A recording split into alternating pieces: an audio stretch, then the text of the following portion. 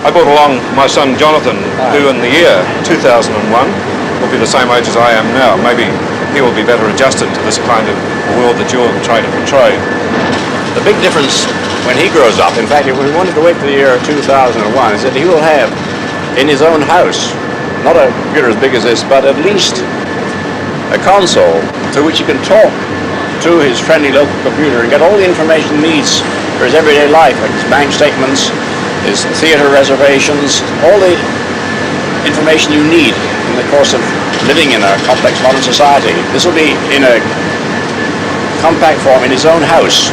He'll have a television screen like these here and a keyboard, and he'll talk to the computer, get information from it, and he'll take it as much for granted as we take the telephone.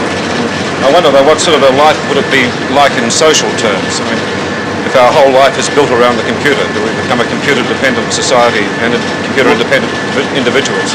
In some ways, but they'll also enrich our society because it'll make it possible for us to live really anywhere we like. Any businessman, any executive could live almost anywhere on Earth and still do his business through a device like this.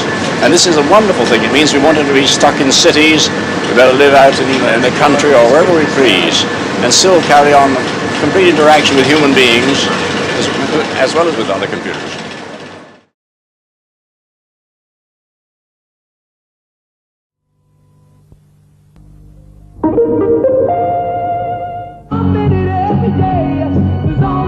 On the next Paul Hogan show, it's Johnny Farnham, William Shakespeare, teenager Leah Vlahos, Heather May Redding, Just please me. the executives and... None of this. One kiss and you expect me to leap into that contraption? No. You pervert! I suppose you were planning an orgy. No, we weren't. Well, since you mentioned it. Special guest, Beth Newton. Hogan has arrived Sunday night at 7:30, brought to you by Timex. And Australia's biggest pop festival rocks and rocks and rocks.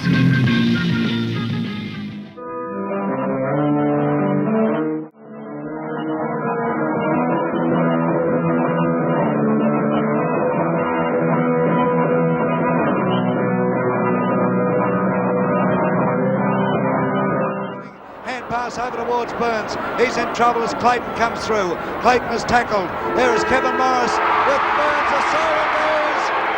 And the final scoreboard in the 74 grand final reads Richmond 18-20, 120. Hoffman, still 5 white shirts in the middle. Vogel shots. She dropped ground. Big is about third last. Next to last is Our Pocket, and Corroboree has tailed off.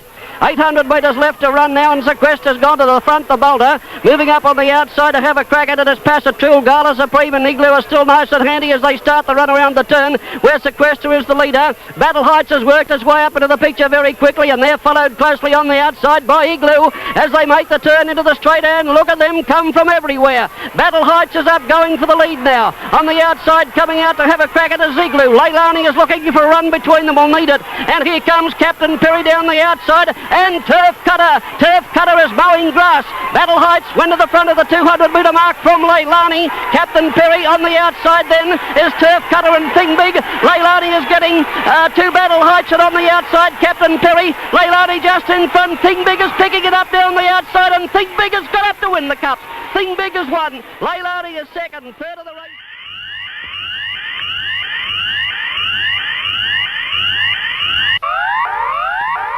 A cyclone is imminent. We present this advice from the Darwin Weather Bureau and the Northern Territory Emergency Services Organisation as a community service for top-end listeners. Make sure your communications are secure. Check your transistor radio and spare battery.